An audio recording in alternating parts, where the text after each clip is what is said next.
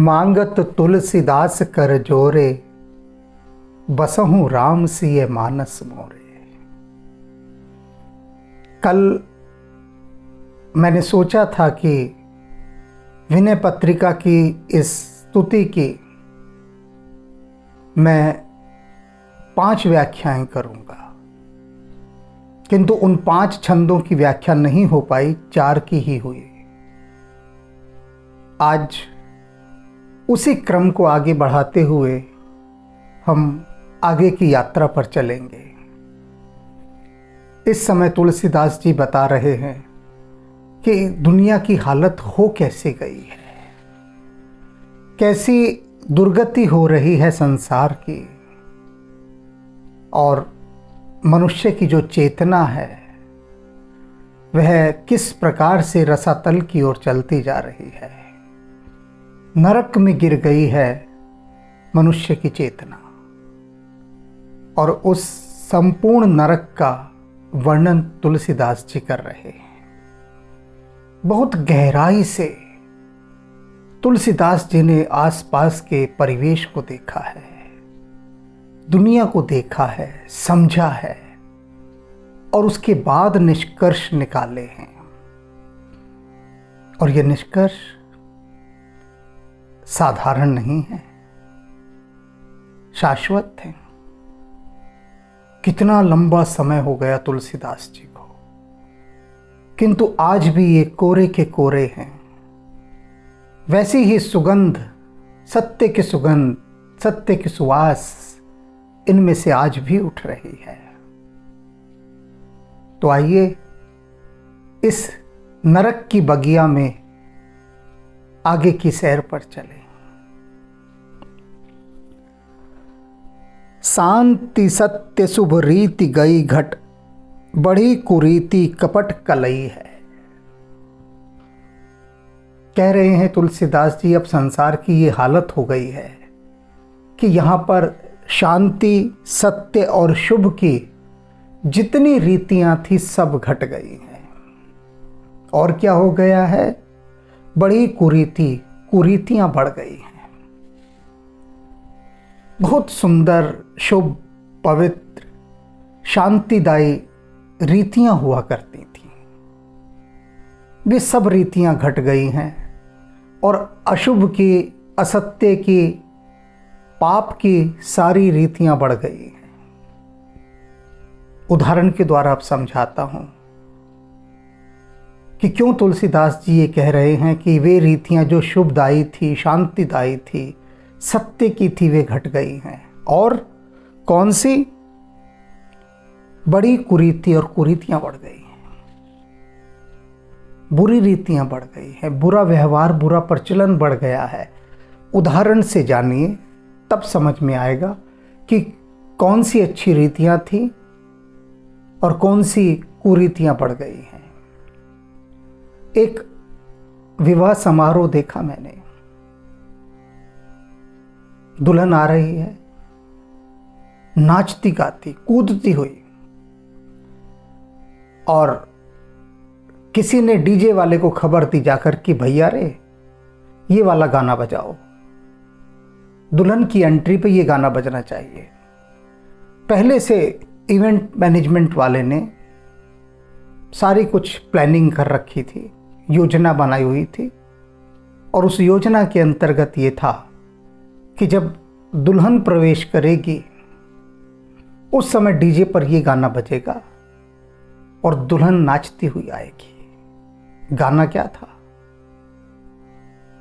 उस गीत में, हिंदी फिल्म का गाना था, जिसमें एक जो गाने वाली है गायिका, नर्तकी, वह बहुत उत्तेजित होकर गा भी रही है और नाच भी रही है, जिसमें वह यह बता रही है कि उसके हृदय में बड़ी भयंकर आग लगी है, और उसकी आग से सभी लोग अपनी अपनी बीड़ियां जला सकते हैं। और बार बार वो जब आग है, आग है, आग है गाती है, तो उस गायन पर वो दुल्हन बड़ा कूदती है, जैसे कि मंदारी की बंदरिया ऐसे कूदती है। वो गाना बज रहा है और वह भी साथ साथ गाते हुए लोगों से निवेदन कर रही है कि उसके जिगर में जलती हुई उस आग से वे सब लोग अपनी अपनी बीड़ियां जला लें। दुल्हन जो कि लज्जा की प्रतीक मानी गई है। रामचरितमानस में मैंने जो शिव विवाह की व्याख्या की है, उस समय जो पार्वती जब मंडप में आ रही हैं तो उनका आना देखिए कितना शीलता भरा है, कितना लज्जा भरा है। एक गीत है ना, हद के अंदर हो नज़ाकत तो अदा होती है, हद से बाहर हो जाए तो आप अपनी खता होती है। तो वह दुल्हन खूब नाचती हुई आ रही है, डीजे पर वह गीत बज रहा है और उस दुल्हन के चारों तरफ जो घर के बुजुर्ग लोग होंगे, बड़े बूढ़े, वे भी इस तरह से नाच रहे हैं जैसे 16 साल के छोकरे हों। और छोकरे भी कैसे, मन चले छोकरे, कूद रहे हैं, नाच रहे हैं और उनके सभी के हाव भावों पर कोई भी शिष्टता नहीं थी, भद्रता नहीं थी। पूरा प्रसंग देखकर मैं चकित रह गया। अभी कहा ना तुलसीदास ने कि शुभ की रीतियां घट रही हैं। वह जो रीति है शुभ की कि दुल्हन आती है बहुत धीमे धीमे कदमों से चलती हुई, पलकें भी उठाकर नहीं देखती, और ये दुल्हन तो कूद कूद कर नाच रही है।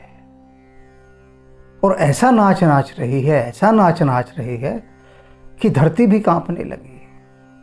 फिर मंच पर गए, दूल्हा आया और उसके बाद जो वरमाला डालने की, जो जयमाला डालने की जो परंपरा होती है, जो रीति होती है, उसमें तो क्या नौटंकी हुई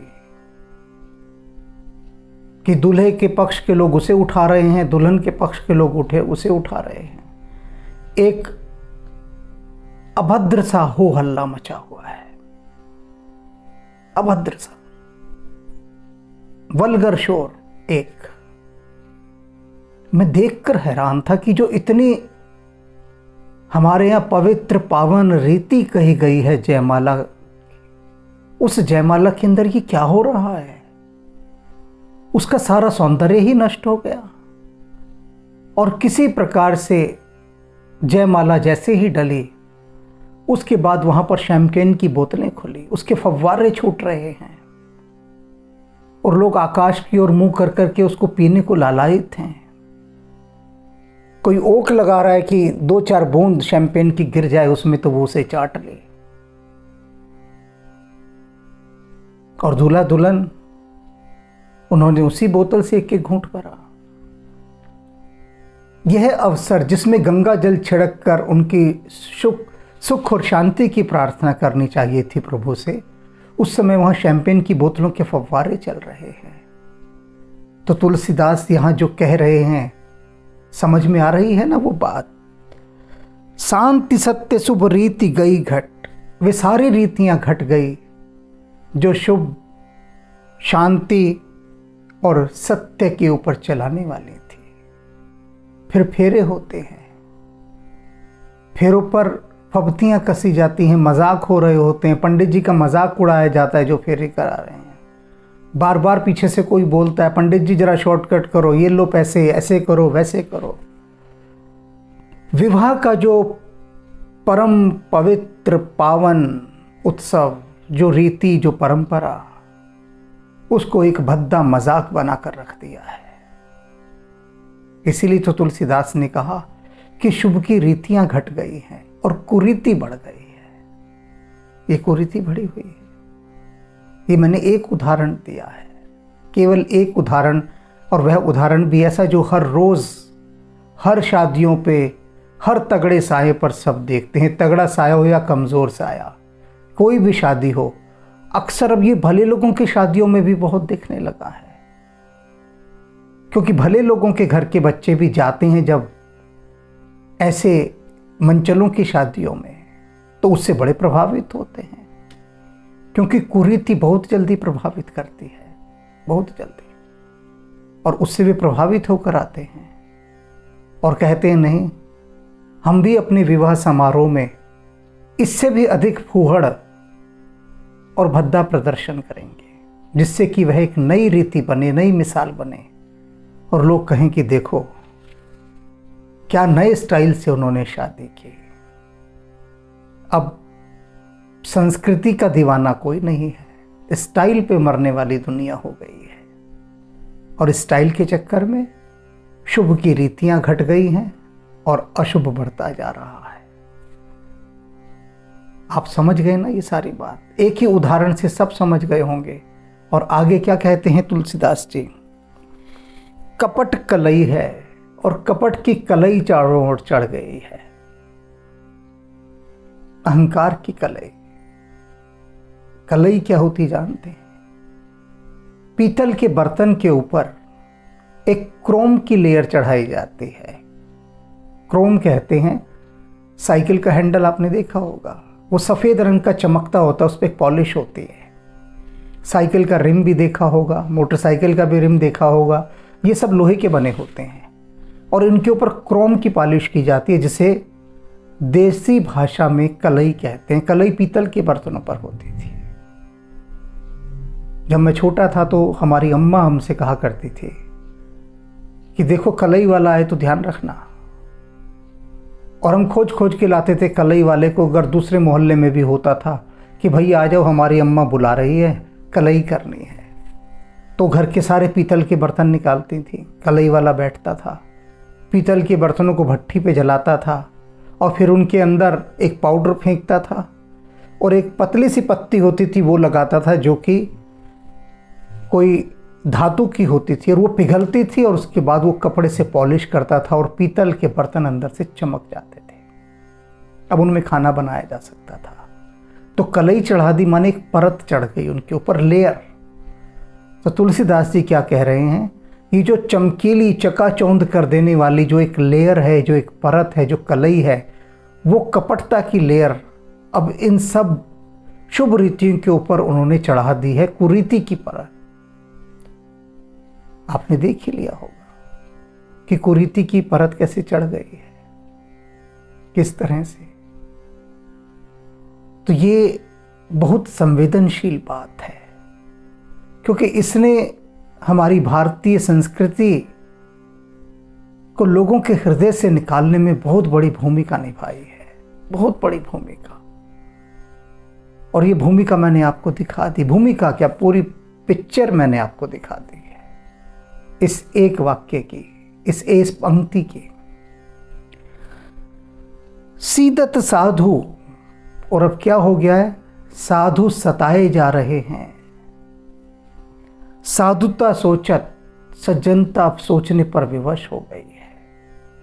जो व्यक्ति सरल है, सीधा है, निष्कपट है, विनम्र है, सताया जा रहा है, सब जगह सताया जा रहा है और उसकी रक्षा करने कोई नहीं आता। कौन आएगा? किसी को क्या मतलब, क्या अभिप्राय किसी को? तो तुलसीदास जी कह रहे हैं अब जो समय हो रहा है, चल रहा है, उसमें भले लोग सताए जा रहे हैं और जो साधुता है, सज्जनता है, उसे बहुत कुछ सोचने पर विवश होना पड़ रहा है। क्या सोचने पर? यही सोचने पर कि मैं फेंकूं अपना इस सज्जनता के चोले को, ये विनम्रता, ये शराफत, ये ईमानदारी, ये देशभक्ति किस काम आती हैं मेरे? किसी काम नहीं। बल्कि इन चीज़ों के साथ रहते तो मैं और पिछड़ रहा हूं, और दमित और दलित हो रहा हूं। यही होता है। यदि कहीं पर कोई ईमानदार आदमी है तो बेईमानों के द्वारा वह कितना सताया जाता है। सारे बेईमान पुरजोर कोशिश करते हैं कि उसे बेईमान बना दें, उस सज्जन को वे शैतान बना दें। उनकी पूरी कोशिश होती है अपने जैसा बना लेने की। तो कह रहे हैं कि साधुता भी सोच में पड़ गई है कि क्या मैं साधु रहूं या शैतानों की ही पंगत में बैठ जाऊं। खल बिलसत, जो दुष्ट हैं वो विकसित हो रहे हैं। विलसत जैसे कमल खिलता है, कमल की तरह खिले हुए हैं दुष्ट लोग, पापी लोग, हर प्रकार से परिपूर्ण, तृप्त, हर सुख सुविधा से संपन्न, किसी प्रकार का कोई कष्ट नहीं, कोई दुख नहीं, चारों तरफ सुख सुविधाओं की वर्षा। तो इस प्रकार से खल बिलसत जो दुष्ट लोग हैं खिले हुए हैं, प्रगति कर रहे हैं। हुलसत खलई है, और जो दुष्टता है वह बहुत हुलसित हो रही है। हुलसित शब्द उल्लसित शब्द का अपभ्रंश है, बिगड़ा हुआ रूप। उल्लसित, कोई उल्लास में कब भरता है? सोचिए आप, कितनी कितनी घटनाएं होती हैं जब व्यक्ति उल्लास में भरता है। उल्लास बहुत ऊंचा शब्द है। किसी को पता लगे कि भाई तेरे घर में पुत्र का जन्म हुआ है, उल्लास से भर जाता है। उल्लास। किसी को पता लग जाए कि तेरी करोड़ों रुपए की लॉटरी लगी है, उल्लास से भर जाता है। पता लगे जो नौकरी तू चाहता था सबसे ऊंची वो तुझे मिल गई है, उल्लास से भर जाता है। तो ये वो क्षण होते हैं जब व्यक्ति उल्लसित होता है। तो कह रहे हैं तुलसीदास जी की जो दुष्टता है, जो नीचता है, अब ऐसा समय आ गया है वो हर समय हुलसित रहती है, उल्लसित रहती है, प्रसन्न रहती है, क्योंकि दुष्ट को रोकने वाला कोई होता ही नहीं। पापी पाप कर रहा है, नीचता कर रहा है, भ्रष्ट व्यक्ति भ्रष्टाचार करता ही जाता है, और वो देखता है उसको रोकने वाला तो कोई है ही नहीं। तो दिन दोगुनी रात चौगुनी उन्नति करते हुए वह उल्लसित होता है, आह्लादित, आनंदित होता है कि उसके जैसा कोई नहीं, उसे रोकने वाला कोई नहीं। तब ऐसे में साधुता सोच में पड़ जाती है कि क्या मैं अपने साधुता के व्रत को, अपने प्रण को बचा कर रखूं, या मैं भी इन पिशाचों की श्रेणी में जाकर खड़ी हो जाऊं। ऐसी दुखद स्थिति हो गई है, तुलसीदास जी बता रहे हैं। परमार्थ स्वार्थ, और जो कार्य परमार्थ के थे, जो परमार्थ के लिए किए जाते थे, वे स्वार्थ में बदल गए हैं। अब जो भलाई के काम किए जाते हैं, कह के हम धार्मिक काम कर रहे हैं, भलाई के काम, लोक कल्याण के, वो स्वार्थ बन गए हैं। इसे भी उदाहरण के द्वारा समझिए। एक तीर्थ स्थान में, एक आश्रम में मैं ठहरा हुआ था। तो वहां सुबह बहुत सारे साधुओं को निःशुल्क भोजन कराया जा रहा था। उनको एक एक गिलास दूध दिया जा रहा था, और खाने के लिए कुछ और भी था साथ में। तो उस आश्रम के प्रबंधक ने मुझे बताया कि हम रोज यहां पर सैकड़ों साधुओं को भोजन कराते हैं। बढ़ा चढ़ाकर तो बोल नहीं थी बात, तो सैकड़ों बोले उन्होंने। मेरे सामने कुछ आए होंगे, कुल मैंने गिने होंगे तो 100 से ज़्यादा भी नहीं होंगे, पर उन्होंने कहा हम सैकड़ों साधुओं को यहाँ भोजन कराते हैं। और मैंने देखा उन सब लोगों की तरफ जो लाइन में लगे हुए थे भोजन पाने के लिए, सुबह का दूध, नाश्ता इत्यादि पाने के लिए, उनमें साधु मुझे कोई नहीं दिखा। साधुओं जैसे वस्त्र जरूर थे, लेकिन वो सब भिखारी थे। भिक्षुक नहीं थे, भिखारी थे। भिक्षुक और भिखारी में बहुत बड़ा अंतर होता है, बहुत बड़ा। वे ऐसे भिखारी थे जिन्होंने साधुओं का चोला धारण किया हुआ था, साधुओं के बाने में थे। होंगे उनके बीच में एक आध साधु भी, ऐसी बात नहीं है कि सारे के सारे भिखारी रहे हों, लेकिन अधिकांश वही थे। तो मैंने उन आश्रम के प्रबंधक से कहा कि ये जो साधु आपके यहाँ आए हैं, ये हर रोज आते हैं सुबह दूध लेने। उन्होंने कहा सुबह नहीं, ये दोपहर को भी आएंगे, शाम को भी आएंगे। दोपहर को हम इनको भोजन देंगे, फिर शाम को भी भोजन देंगे, 3 वक्त हम इनको देते हैं। और आपके भी जो भक्तगण हों, आपके परिचय के, उन सब से आप कहिए वे हमारे आश्रम में दान दें, जिससे जितना अधिक दान आएगा उतना हम इनको भोजन कराएंगे। मैंने कहा हाँ। अब बात आई है कुछ समझ में। मैंने कहा मैं बिल्कुल कहूँगा उनको दान देने के लिए, लेकिन वो दान में आपको सैकड़ों थैले देकर जाएंगे। प्रबंधक बोले सैकड़ों थैले देंगे, थैलों का हम क्या करेंगे? मैंने कहा नहीं, आप नहीं करेंगे। जिन्हें आप रोज एक गिलास दूध देते हैं, लंच कराते हैं, डिनर कराते हैं, इन साधुओं को, इन सबको एक एक थैला देना है आपको, और थैला देकर कहना है कि ये सबके रोल नंबर लगा दो। आप मानकर चलो 100 साधु आते हैं, आप समझ लीजिए, तो 100 रोल नंबर आप दे दीजिए। आप कहिए 1 से 25 के रोल नंबर ये थैले पकड़ें, और इस तीर्थ स्थान में जितना भी कागज़ दिखाई दे इसमें कागज़ भर के ले आएं। फिर 26 से 50 वाले साधु, उनको भी थैला दीजिए कि जितने तीर्थ यात्री यहाँ पर पानी पीने के बाद और इत्यादि पेय पदार्थों के पीने के बाद उनकी प्लास्टिक की बोतलें फेंक जाते हैं, वे सब इन थैलों में भर कर लेकर आएं। फिर 51 से लेकर 75 तक उन साधुओं को थैले दीजिए, और उसमें कहिए जितने कांच की बोतलें हैं वे सब इसमें भर कर लाएं। और उसके बाद 76 से 100 तक जो होंगे उनसे कहिए जितने लोहे के टुकड़े हैं वो सब इसमें भर कर लाएं। तो शाम तक आश्रम के पास 100 थैले भरे हुए आएंगे। इनको फिर आप भोजन भी कराइए, और कहिए कि भोजन अब उसी को मिलेगा जो इन थैलों को भर कर लाएगा, या आधा ही लाएगा लेकिन कुछ न कुछ लाएगा। वो मेरा मुंह देखने लगे, कहने लगे कि हम इनसे मजदूरी नहीं करवाते हैं, इन साधुओं से हमें पाप लगेगा, और ऐसा कराएंगे तो हमें दान कौन देगा? सब कहेंगे तो साधुओं से यहाँ पर मजदूरी करवा रहे हैं। मैंने कहा नहीं, यहाँ पर देशभक्ति हो रही है।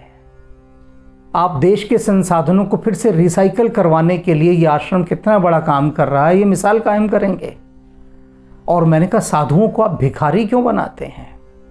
मैंने उनसे कहा एक रहस्यमयी संबुद्ध सदगुरु ओशो हुए हैं, ओशो का नाम आपने सुना होगा।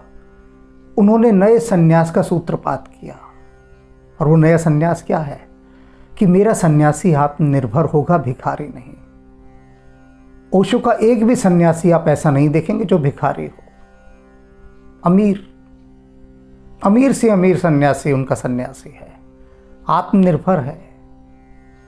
ऐसे सन्यासी बनाइए, और जो व्यक्ति जितना भी सामान इकट्ठा करके ला रहा है उसको बाकायदा पैसे दीजिए कि तुमने इतना कमाई की, तुम्हारा पैसे हिसाब लिखते रहो, और उसके बाद भी तुम उनको भोजन कराओ। वे नहीं मानते भी नहीं, क्योंकि उनके परमार्थ में ये स्वार्थ उनका आड़े आ रहा था। जितने भी आश्रम हैं हमारे देश में, जितने भी आश्रम, इक्के दुक्के की बात मैं नहीं करता, वे सब धर्म की बात करते हैं, बेमानी धर्म की बात। बेमानी माने जिसका कोई मायने नहीं होता। देश प्रेम की बात वे नहीं करते। ये देश आज इसीलिए पिछड़ा हुआ है क्योंकि यहां धर्म की बातें बहुत होती हैं, देश प्रेम की बात नहीं होती। वंदे मातरम कहते हैं, लेकिन वास्तव में इस धरती माँ को माँ नहीं मानते, वरना धरती माँ के आंचल पर इतना कूड़ा पड़ा है, इतना कूड़ा। मैंने बहुत तीर्थ स्थानों पर भ्रमण किया है, और जीवन में किया ही क्या है, देखा है मैंने सुबह से शाम तक वो जो साधु भिक्षा मांग रहा है, वो सुबह से शाम तक बैठा रहेगा इस ताक में कि अगली भिक्षा कब मिले, कब मिले अगली भिक्षा। अपने पास पड़े कूड़े को वो उठाएगा नहीं, बल्कि कूड़ा और फैला देगा। किस बात की है, किस काम की है भक्ति? और मैंने ये प्रयोग किए हैं। नोट की नई गड्डी लेकर मैं साधुओं की भीड़ में गया हूं। यही तथाकथित साधु जिनकी बात करें, जिनको हम सुबह मुफ्त में भोजन देते हैं। और साधु की भीड़ ऐसे टूटी है मेरे ऊपर एक एक नोट लेने के लिए कि जैसे मैं कोई गुड़ हूं और सारी मक्खियां चिमड़ाती हैं। साधु हो तो तुम्हारे लिए एक नोट ही काफ़ी था, तुम्हें एक कप चाय पीनी है, एक नोट मैंने निकाल दिया। बहुत प्रयोग किए मैंने। गड्डी हाथ में नोट की लेके खड़ा हूं, कि लाइन लगा लो दूंगा। कोई लाइन नहीं लगा रहा, सब टूट टूट के पड़ रहे हैं। एक नोट जो ले गया वो मुड़कर फिर दोबारा से आ रहा है। अभी चादर ओढ़कर आए तो दोबारा बिना चादर ओढ़े आ गया। ये साधु हैं क्या? ये साधु है नहीं, परमार्थ पे स्वार्थ चढ़ गया। सारे तीर्थ स्थानों ने, आश्रमों ने, धार्मिक संस्थाओं ने देश प्रेम को बिसरा दिया और बस उस धर्म की बात करते हैं जिस धर्म में देश प्रेम लेश मात्र को भी नहीं है। तो यही बात तुलसीदास जी ने यही कही है, परमार्थ स्वार्थ, जो परमार्थ की चीज़ें थी वो स्वार्थ में बदल गई हैं। साधन भय अफल, और जितने भी साधन करते हैं, परमात्मा को पाने की साधना करते हैं, वे सब असफल होती जा रही हैं। होंगी ही, क्यों नहीं होंगी? सारा दिन बैठकर तुम अपने आसपास के क्षेत्र को गंदा करो, भिखारियों की तरह पूरा दिन बिता दो और उसके बाद चाहोगे कि परमात्मा तुम्हें मिल जाए। परमात्मा को पाओगे तुम ऐसे? कौन सी साधना कर रहे हो परमात्मा को पाने की? क्या साधना कर रहे हो? कोई बता दे मुझे कि क्या साधना की उसने परमात्मा को पाने की? क्या भीतर के चैतन्य को शुद्ध किया, जो अनिवार्य शर्त होती है? नहीं किया ना। जो घर छोड़ छाड़ के भाग गए अपने तीर्थ स्थानों में, क्या किया तुमने? क्या न्याय किया अपनी पत्नी के साथ, अपने बच्चों के साथ, अपने माता पिता के साथ, अपने समाज के साथ, अपने देश के साथ?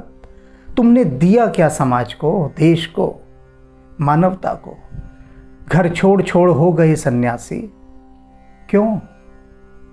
क्यों हुए? किसके लिए हुए? किसको पाने के लिए हुए? जिसको पाने के लिए तुम हुए वो तो कबीर साहब ने, नानक साहब ने, इन्होंने घर बैठ के पाया, गृहस्थी के साथ पाया। तो तुम न पा सकते थे क्या? कारण कुछ और रहे। लेकिन इसके बाद भी समझ नहीं आ रही, साधन निष्फल होते जा रहे हैं, फल नहीं रहे। क्योंकि साधना करने का ढंग तो वही बता सकता है जो उस मार्ग से वहां पहुंच गया हो, वही बता सकता है। गंगा के किनारे बैठकर तीर्थयात्रियों से पैसे मांग मांग कर अपना गुजारा करना, उससे क्या परमात्मा मिलेगा? कभी नहीं मिलेगा, कभी नहीं। तो इसीलिए साधनाएं निष्फल होती जा रही हैं, सफल नहीं हो रही। सफल नहीं, सिद्धि सही है। और जब साधनाएं सफल नहीं हो रही तो सिद्धि भी किसी को प्राप्त नहीं हो रही। प्राचीन काल में सिद्धियां क्यों मिल जाती थीं? क्योंकि उन सिद्धियों को देने वाले गुरु उपलब्ध थे।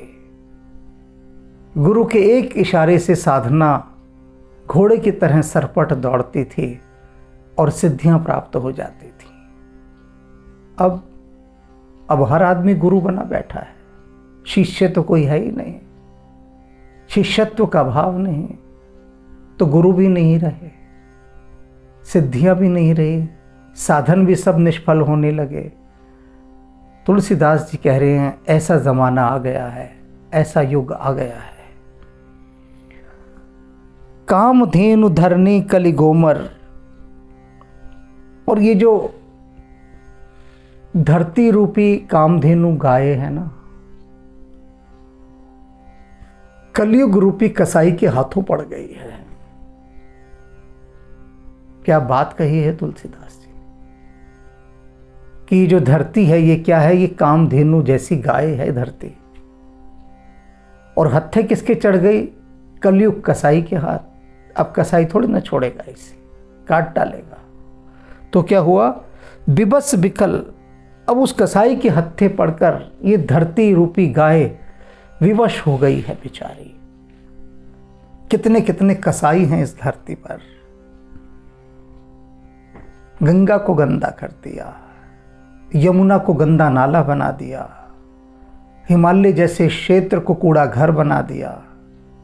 जहां जहां ये कसाई गए, धरती के उस हिस्से को इन्होंने खूनम खून कर दिया, दुर्गंधपूर्ण और गंदा कर दिया। जहां जहां ये कसाई गए ऐसा प्रदूषण फैलाया कि धरती रो पड़ी, विवश हो गई है और विकल व्याकुल हो गई है धरती। जामती ने बई है, इसमें कुछ भी बोधोब इसमें जमता नहीं है, बांझ हो गई है। ऐसी दुर्गति कर दी इस कलयुग के कसाईयों ने इसके साथ कि धरती पर अब कुछ होता नहीं, उगता ही नहीं। क्या नहीं उगता? सत्य, प्रेम, शांति, दया, करुणा, ममता, इनके बीज नहीं उगते अब इस पर। ऐसी उसकी दुर्गति कर दी है। कली करनी बरनिए कहाँ लो, कहते हैं इस कलयुग की करनी का मैं कहाँ तक वर्णन करूं। तुलसीदास जी कह रहे हैं ये कलयुग जो जो करनी अब करता जा रहा है, जो जो करतूत कर रहा है, उसका मैं वर्णन कहाँ तक करूं, कहाँ लाओ, कहाँ तक करूं, बताइए। करत फिरत बिन टहल रही है, कहते हैं ये अपनी करतूतें करने से बिल्कुल भी नहीं टल रहा। कोई करतूत कम नहीं कर रहा, बढ़ती ही जा रही हैं इसकी करतूतें।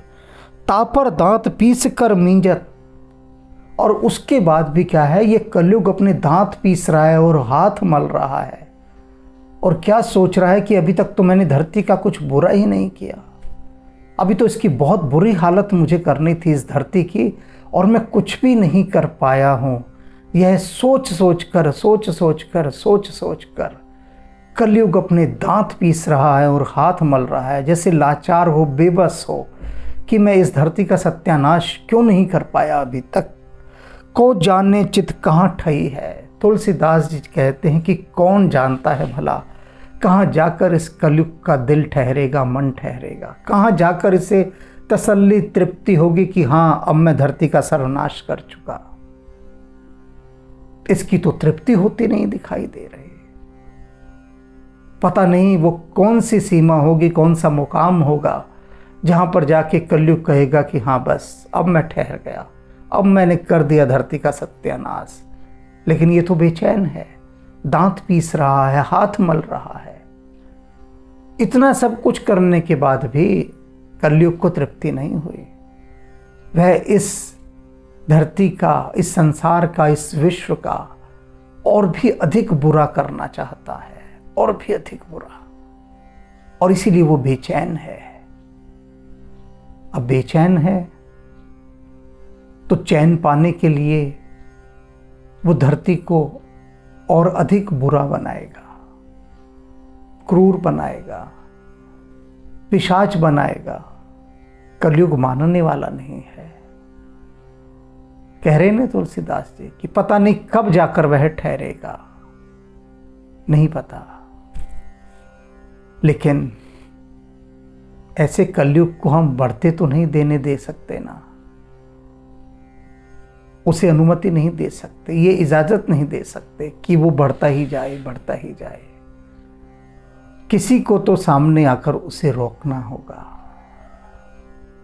कौन रोकेगा उसे? रोकने वाला भी तो होगा ना, क्योंकि कहा गया है कि अगर शेर है तो सवा शेर तो होगा ही होगा, निश्चित रूप से। तो वो सवा शेर कौन है, इसके बारे में तुलसीदास जी अब कल बताएंगे। राम राम। सतबार नमन गुरुदेव, सौ बार नमन गुरुदेव, सतबार नमन गुरुदेव, सौ बार नमन गुरुदेव।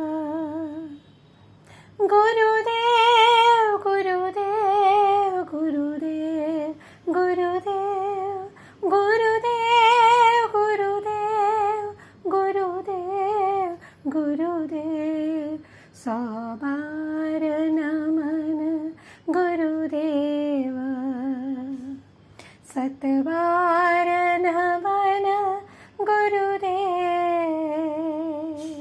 गुरुदेव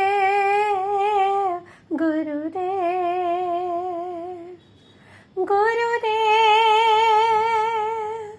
गुरुदेव गुरुदेव गुरुदेव गुरुदेव सतबार नमन गुरुदेव